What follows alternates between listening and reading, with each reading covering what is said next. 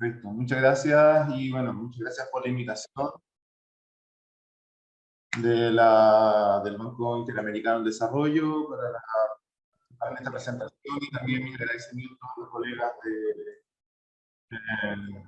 y, y mi agradecimiento también a los colegas de Perú y Colombia con los cuales voy a compartir.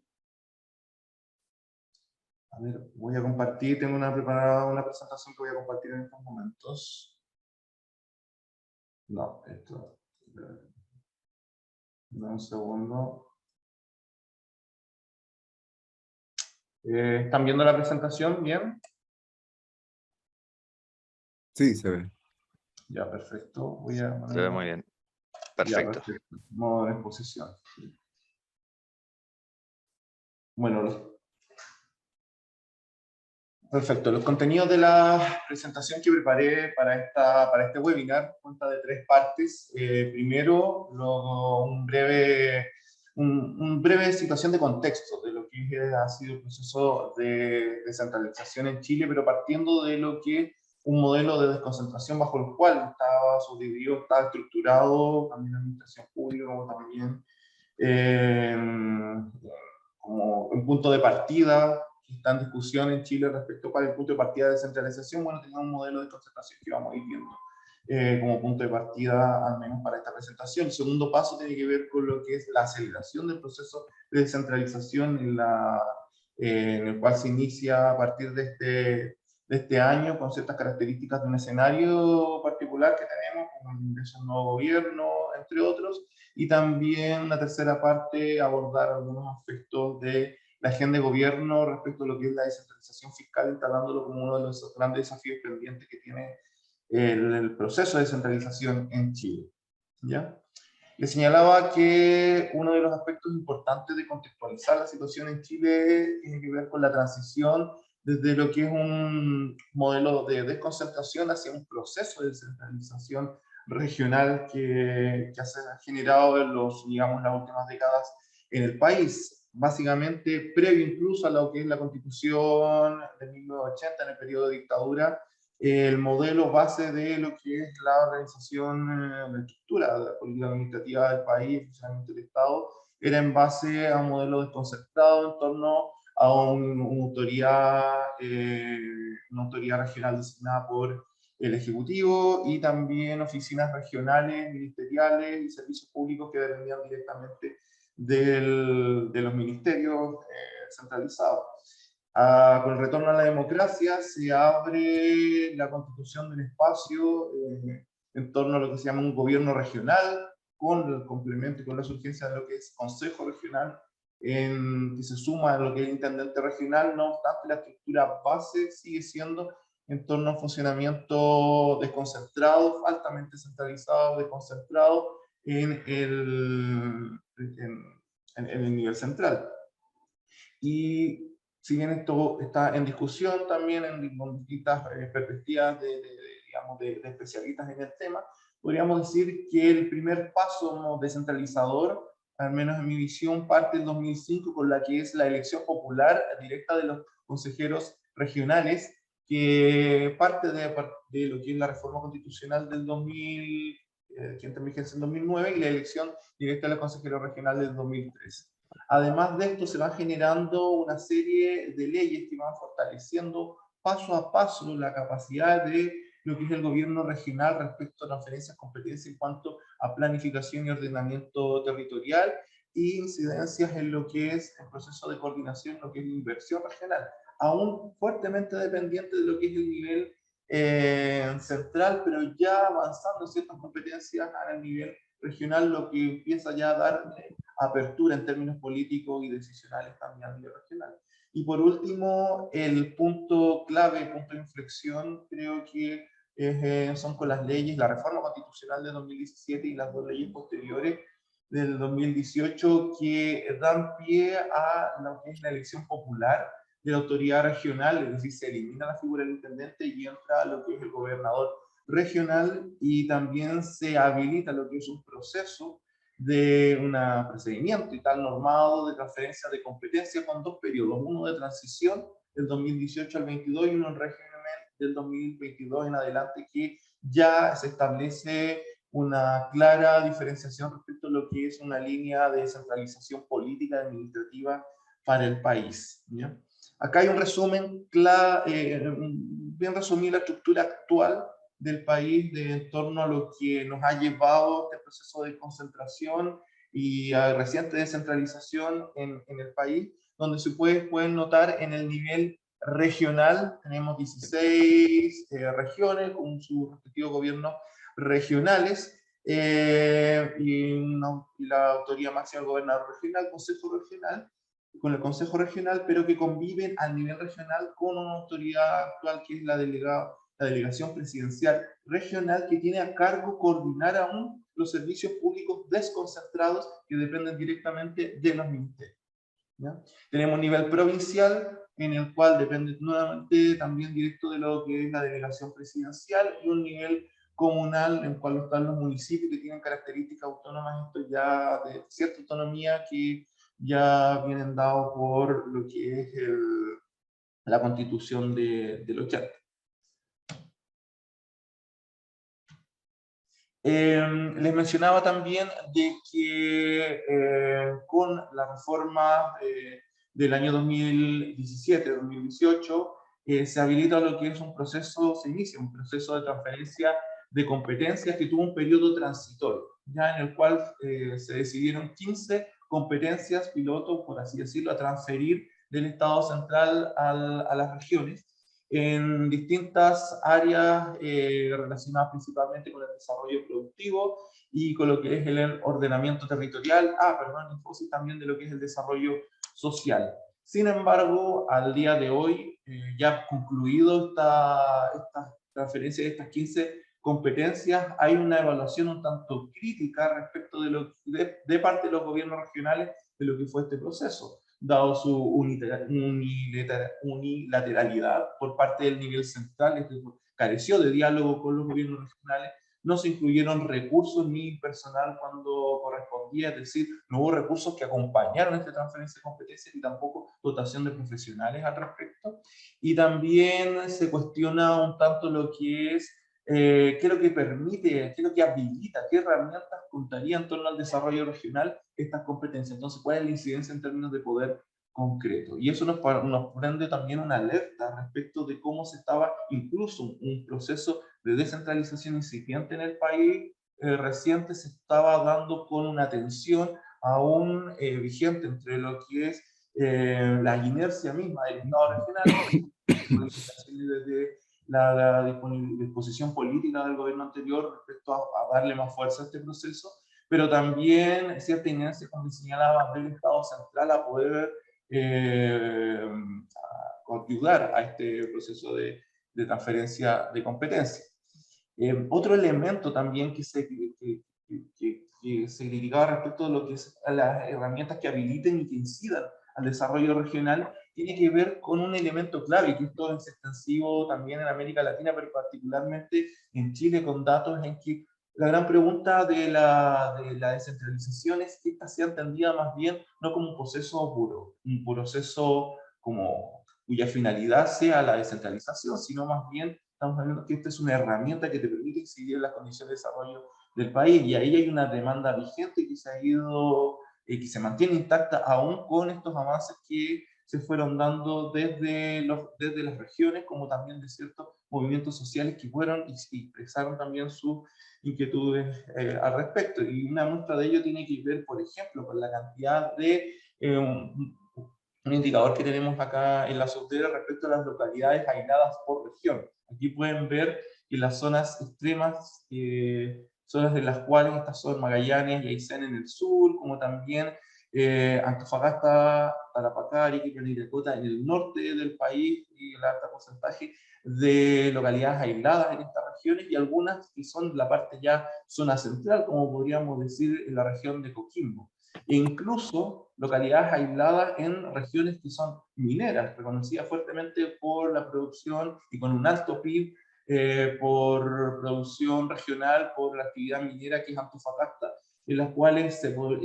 la capacidad productiva de la región no se refleja en mejores condiciones para los territorios en dicha región. Entonces hay demandas vigentes respecto a lo que es el proceso de desconcentración y de descentralización efectivo en torno a lo que son los desafíos de desarrollo y disminución de lo que son las disparidades territoriales, como enunciaba Juan Luis en su inicio. Esto también se puede expresar en lo que es un índice de desarrollo humano regional, que esto fue una publicación que hizo el PNUD del año 2018, en lo cual nos reflejaba también las altas disparidades que tenían las regiones para poder abordar en términos del desarrollo territorial y humano, por cierto, las condiciones de vida de la población. Este es un índice que está basado en lo que son ingresos, salud y educación, y se puede identificar amplias disparidades en regiones, y aquí no solo son regiones que están en las zonas más extremas del país, sino también en zonas centrales, como podríamos decir Coquimbo, lo que puede ser Maule, imagínense, Maule que está a no muchos kilómetros de la región metropolitana, O'Higgins, Biobío, grandes regiones con vastas áreas metropolitanas, podríamos decir la tercera región, el Biobío del país, es la tercera región del país en términos de envergadura, cantidad de población y de producción. Entonces hay una problemática ahí latente que no se estaba entendiendo, no se estaba comprendiendo respecto, se estaba abordando, mejor dicho, respecto a lo que era la demanda de descentralización. Entonces esto nos lleva a un proceso, como les señalaba, incipiente, importante pero incipiente, en lo cual el momento clave tuvo que ver con la elección de los gobernadores regionales, la elección popular de los gobiernos regionales, que por temas de COVID, si bien estaba fijada para el 2020 por la pandemia, se postergó para abril, si no me equivoco, del año pasado, y que finalmente terminó con que los gobernadores regionales asumieron en julio del año pasado. Y esto fue una vuelta de tuerca completa para el país en términos políticos, en términos de visibilización, en términos de comprender implica el empoderar, tener autoridades regionales empoderadas en lo que es la discusión de la esfera pública, pero también en su relación con el Estado central. Y esto creo que es uno de los elementos más importantes, más dinamizadores que hemos sentido en estos momentos respecto a lo que es el proceso de descentralización. Esto lo combinamos con el inicio del nuevo gobierno del presidente Boric en marzo de este año, en lo cual dentro del programa de gobierno hace un compromiso con la descentralización, siendo uno de sus 4 ejes principales o transversales del programa de gobierno, pero como también con un desafío que lo planteó que para él era tan importante la descentralización y la entendía como transferencia de poder a nivel central a regiones, que él decía que cuando termine su mandato quería tener menos poder que cuando empezó. Y esto fue, digamos, un mandato de descentralización de gobierno que en estos momentos se ha iniciado un proceso importante respecto al despliegue de la política pública en estos primeros meses. Esto ha marcado un cambio en el tipo de diálogo que se genera con los gobiernos regionales en términos de diálogo, colaboración, en términos de la perspectiva de gradualidad y también responsabilidad, en términos de poder entender un proceso, por ejemplo, de transferencia de competencia que incluya recursos, equipos, asistencia técnica, entre otros, y que genera otro trato con lo que es el nivel regional, entendiendo ya esta nueva actoría política que implica los gobernadores regionales con sus consejos y sus, digamos, determinaciones autónomas y obviamente pertinentes a lo que son las demandas también de cada región. Un aspecto clave en esta relación tiene que ver con la instalación de lo que es el Foro para la Descentralización. Esto como iniciativa conjunta entre los gobernadores regionales y el presidente de la República, se instala este espacio de diálogo en el cual, para la transferencia de competencia, pero que también ha ido desbordando la discusión de la transferencia de competencia,